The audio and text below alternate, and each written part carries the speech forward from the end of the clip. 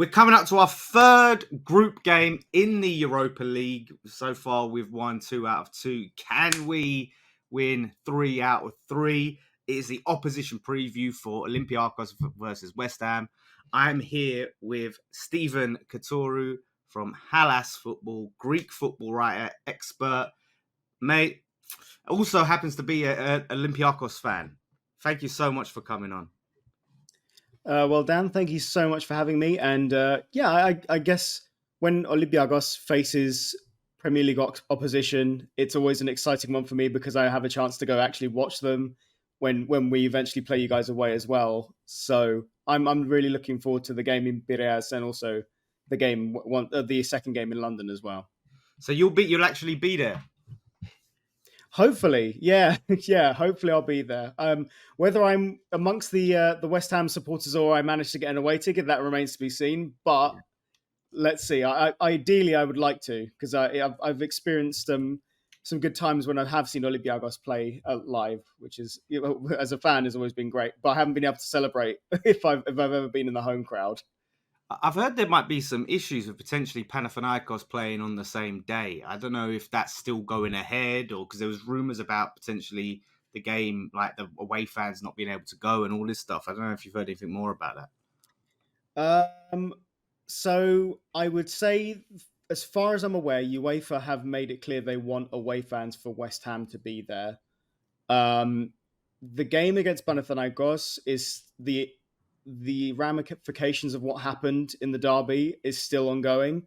There will be a court case for what happens, whether the game gets continued at a later date, because the game was stopped at the 50th minute and it will continue from the 50th minute to the 90th minute, or Olympiacos will be handed a 3-0 loss and a -1 points deduction because of a fan-related incident, which ended up being someone threw a firecracker at an opposing player. And if they deem that it was Olympiacos' fault, that it means Olympiacos will be punished. So we will find out about that probably just before the game against West Ham, actually. But as far as I'm aware, I think there's obviously extra security. I think that West Ham fans travelling to Piraeus have been advised to, stick together. And I generally, 9 times out of 10, Olympiacos fans are passionate supporters, some of the best fans you'll see at home and away, travelling fans too. And it's the very small minority who cause any issues. And unfortunately, it gets just massively inflated by the problems of Greek football because there are a lot of problems. But I would strongly advise people that it shouldn't be as bad as it's been made out to be, but also be vigilant as well. Yeah, no, absolutely. So there you go. If you're going down, just stay on your toes. And like I said, hopefully the extra security, there won't be any sort of clash between the Panathinaikos and the Olympiacos fans that spills out into things. But the football is the main thing that we're looking at. Olympiacos, very historic team, is in Europe. I mean, so far, how have you rated Olympiacos' form coming into this, like so far from what you've seen the starting the season and in Europe? Domestically, we've been good. It's been a bit of a rebuild for Olympiacos this season because last year we had terrible domestic season, finished third place, didn't even challenge to retain the title. In Europe, I think we were top seeds in our Europa League group and we came bottom. So that just says it all for us. In last season. So it's been a bit of a rebuild with new manager Diego Martinez, and he's brought a very expansive attacking style of football, which is what Olympiacos fans want to see. And so we have started the league campaign well, without knowing what will happen with the Panathinaikos game, because we might get handed a 3-0 loss in that game. We are currently unbeaten. We are top of the league. So in that sense, it's been a good start. Europe has been a very different story. Europe has been very frustrating because we were second seeds behind you guys, actually, in the Europa League draw. And we knew that from the first 2 games, we needed to try and get something against Freiburg at home. Potentially a win, but we needed something at the very least. And we shot ourselves in the foot with a lot of individual errors and we lost 3-2 at home, which was really frustrating. And then we went to Serbia to play Baka Topola, who you guys have played in your first game 2-0 up. I think by the 60th minute we were fine. We were cruising to a comfortable win. We immediately conceded after going up 2 goals, and so we became 2-1. And then one of our centre backs, who will be suspended for this game, Andreas Ndoye, was sent off in that game for a harsh red card, but you can also see why it was given, and then they equalised in the 90th minute. So to drop points in a game, especially against Topola, we had to win to at least try and secure a third place, was even more frustrating.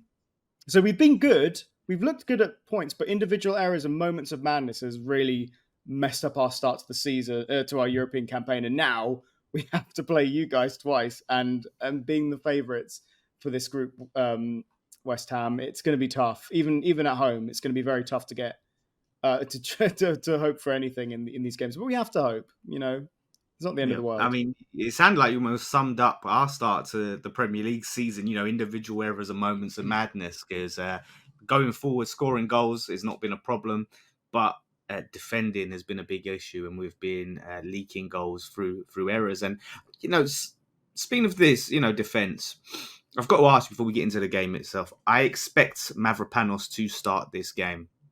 And we can't talk Greek football without talking Mavropanos. Just give me your insight into Mavropanos from what you've seen of him. So far, West Ham fans, a lot of us, we've been very impressed with the moments he's been taking in the Europa League, and he's knocking on the door for the Premier League. Obviously, had his spell at Arsenal, and injuries couldn't quite really break into that first team. But from what I've seen with him in the Europa League, I've been very impressed, and he probably will start. What do you make of Mavropanos? I'm pleased for him. I mean, it's still early days for him at West Ham. And I remember when he first joined Arsenal, I was shocked because I'm sure not a lot of people are aware from where he came. He came from in Greece. He didn't come from any of the big sides. He didn't come from Olympiacos, Panathinaikos, AEK, or PAOK. He was just in a mid-table Super League side, Basianina, who are from like kind of central Greece. And I think he might have been Arsene Wenger's last ever signing as well. And so he came in having to really adjust from not even playing for one of the elite clubs or bigger clubs in Greek football, I should say, and playing in Europe consistently, to playing in the Premier League. And so I think he got labelled a flop at Arsenal by some parts of the media, and I thought that was quite harsh because he was like 19, 20 when he first went to Arsenal. He's played okay against Manchester United. That's the game that people always highlight. And then when he went to Stuttgart on loan initially, and then it became a permanent deal, he was one of the best centre-backs in the Bundesliga. He was Bundesliga team of the season twice. He almost was one of the big reasons why they stayed up last season, because he scored in their relegation playoff to keep them up, as well as defended excellently too. So when West Ham signed him, I thought it was an excellent buy from David Moyes and the club. And I hoped that he would get opportunities and not just sit on the bench, because from my perspective, I watch the Premier League a lot. I don't have a team in the Premier League, but I love watching the Premier League. I know Moyes can be quite stringent with his rotation, so I was worried that he would just sit on the bench and rot. And for the Greek national team in particular, he's so important that he can't be a player that doesn't get game time for his club.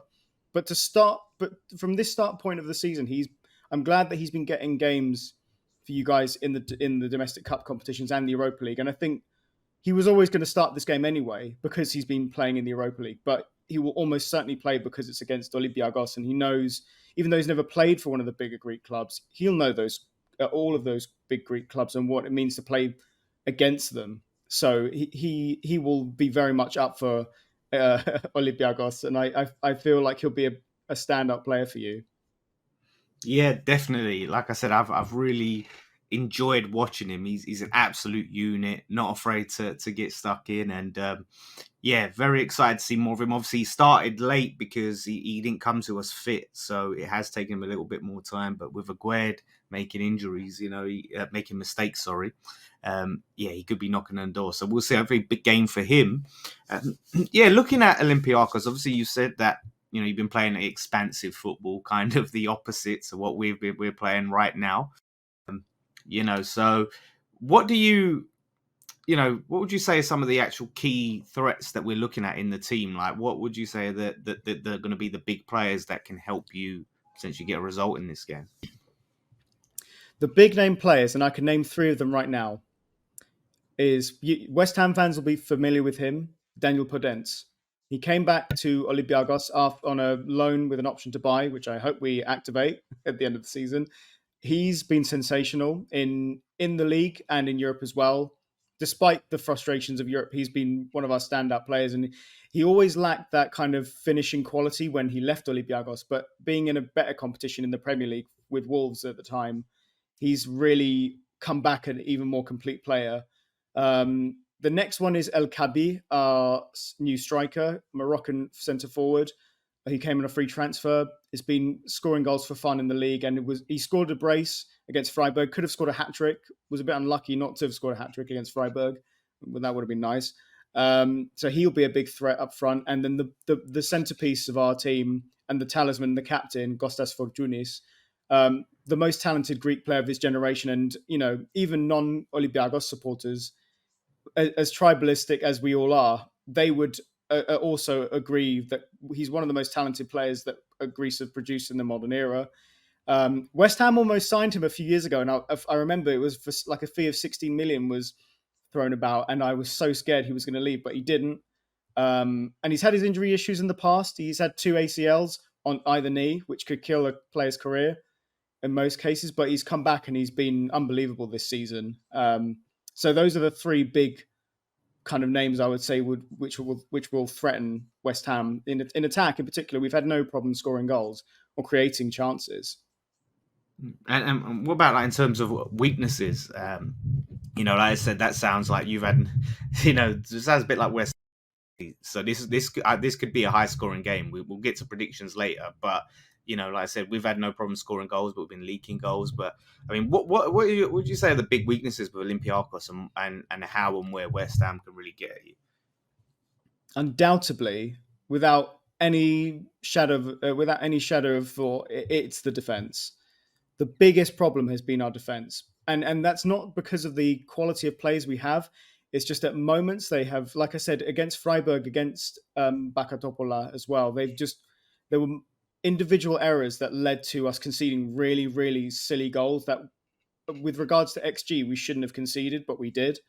So Nicolas Freire, who is a Argentine centre back we brought on loan from the Mexican league, he's a good player, and you can see why he was brought in, because we needed a left-footed centre back. But as good as I feel like he is, he's just had so many moments in Europe where he's been kind of like the cause of our downfall almost. But I guess some would say fortunately, but I'd say unfortunately he's injured and he's not fully fit for this game. He was coming back. We thought that he might be ready for Panathinaikos, but he wasn't, and he's not ready for West Ham either.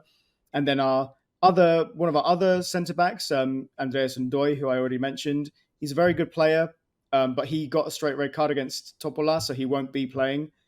And then Paniotis Retsos, who was like touted as a really, really big talented player. He left us in like 2017 for Bayer Leverkusen for a massive fee, but had injury problems ever since in the Bundesliga, and then came back to us last season on loan, and then we made him permanent. And he started the season amazingly. He was looking like his old self, and he's still a good player, and I think he gets a lot of stick, but he's been a bit culpable for some mistakes, particularly in the Freiburg game. He gave away the penalty that put us that made it 2-1 before half time. But he'll be playing because we literally have two centre backs available, and the other centre back that we're likely to play is Jackson Perozo, who we've brought on loan from the French league. He's a good player, but his biggest problem is he's not had a lot of minutes or experience. So we have a leaky defence in Europe, but on top of that, we don't even have two of our main centre backs. So that's a big like Perozo's one, as good as he seems to be, and he's a talented player. I just think that that's a place that West Ham will focus in particular, because goalkeeping wise and fullback wise, we're very strong, but it's just our centre backs are the biggest weakness. And on occasion, it's also been the kind of the communication between the defence and the midfield has also been the problem, and that's also led to us kind of having individual mistakes as well. Yeah, that's a little bit of a boost, obviously, West Ham, especially if you're missing your two main centre backs. How are you in terms of pacing your side? I think defensively, sometimes we can struggle defending against pace. Yeah, pace wise, we have a lot. Like as I said, Podence is lightning quick.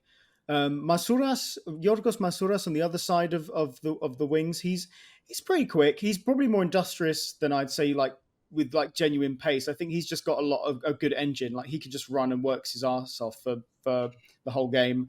And then our fullbacks, Rodney on the right hand side, the Brazilian right back we have is very quick, and so is Francisco Ortega, Argentine left back on the other side. So there's a lot of pace on the flanks, which is how Martinez wants us to play. He wants those kind of quick kind of counter-attacking moves where there's overlapping fullbacks with the wingers who cut more inside, and so there's a decent amount of pace in our team. It's just hopefully that doesn't lead to us playing such a high line that we get caught on the counter, because that's also been a bit of a problem in Europe where we've been left a bit kind of after a decent enough move where we've missed a chance. The other team will go back across the other side of the pitch and we'll concede. So yeah, so we have a lot of pace, but it's just making sure that we kind of have a bit of a thought process before kind of making a move. Well, yeah, I mean, listen, that will be music to our ears because that's where we're strong, the counter attack. So definitely, I think that could be a way to get at you. Obviously, you said you watched the Premier League and you don't have a team. Just from whatever you've managed to see of West Ham, is that without knowing obviously what the lineup's going to be, I reckon it will be strong, but there will be some rotation in there. Are there any sort of particular players that you would be worried about in this game?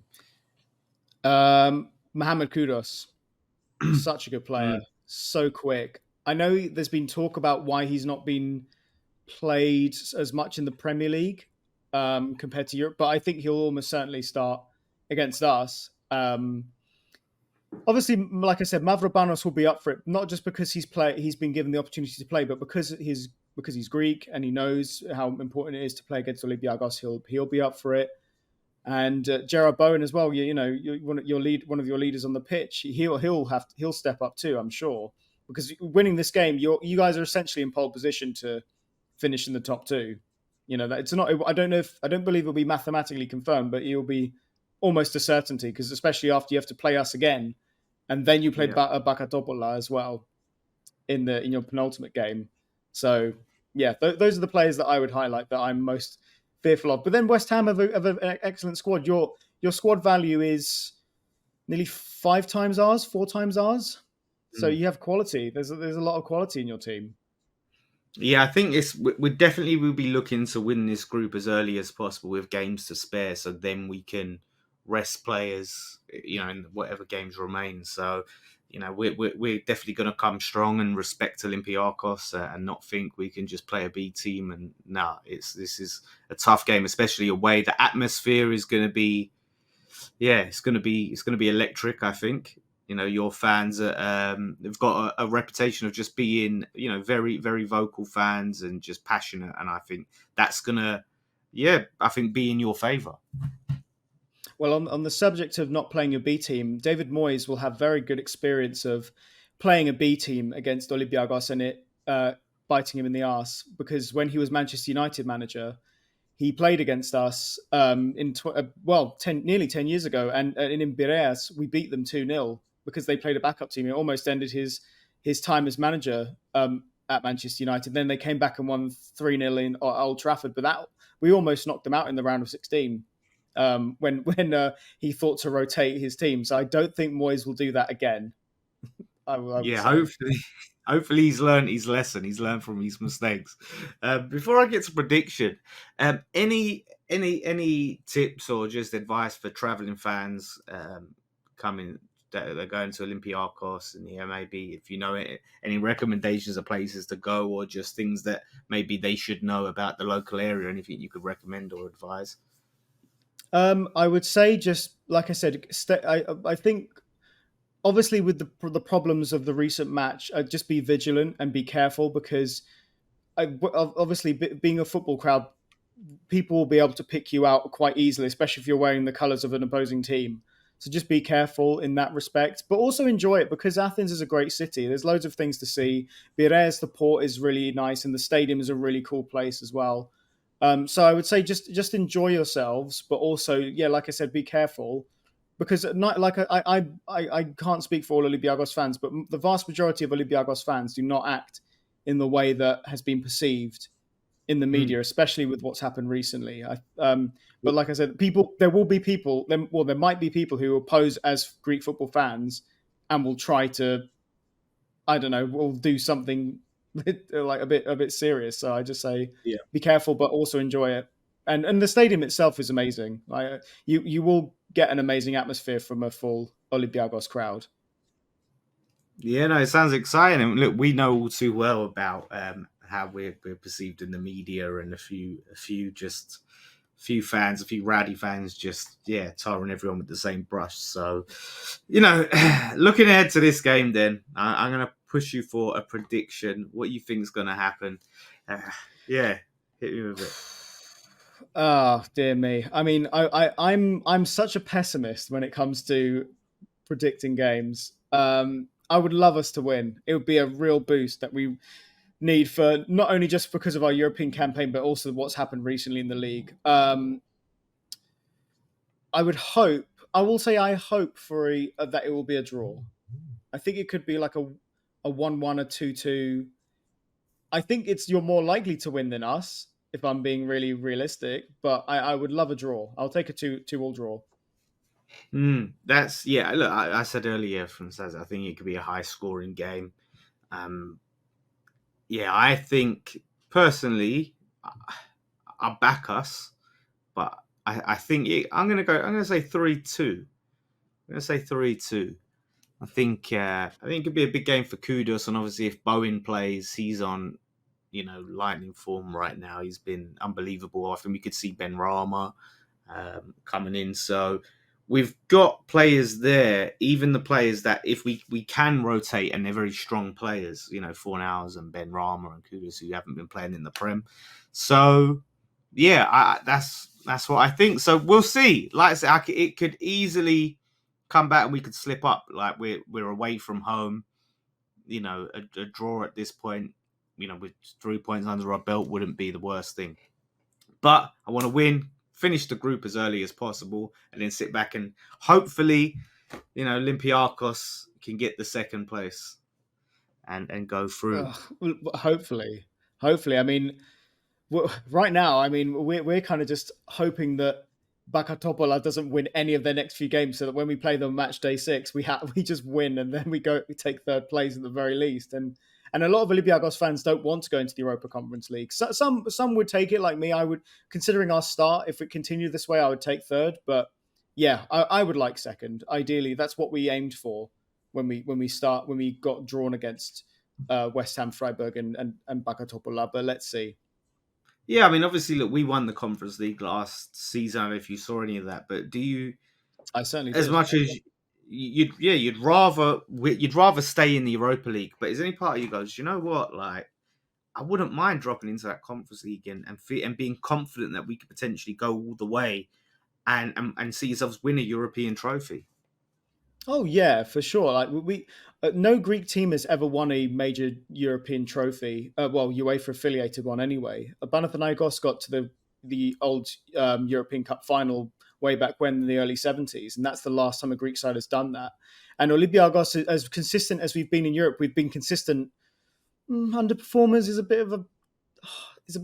big one thing to say, but I guess in a sense we have been, because with some of the teams that we've had in the modern era, we definitely could have gone further in the Champions League when we were consistently qualifying, and in the Europa League when we've looked a lot better too. So I look, me personally, I would happily take a run into the latter stage of the Conference League, and if we could ever win that, I would be thrilled. I'd be absolutely over the moon, and most Olympiacos fans, if not all of them, would be too. Well, if you do somehow drop down into the Conference League, I'll be rooting for you because I do not want to see Aston Villa win that. So yeah, it would be buzzing to see Olympiacos win it. So thank you so much for coming on, Stephen. Obviously, before we go, you just let the people know where they can find you.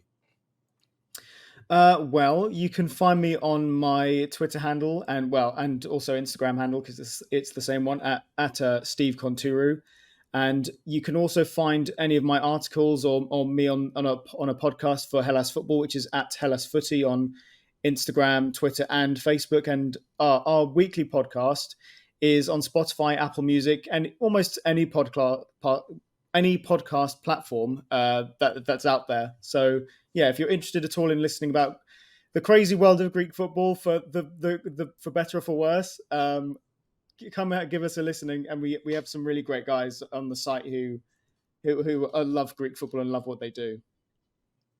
Brilliant. Everyone go check that out. And, especially it'll be interesting after the Olympiacos game.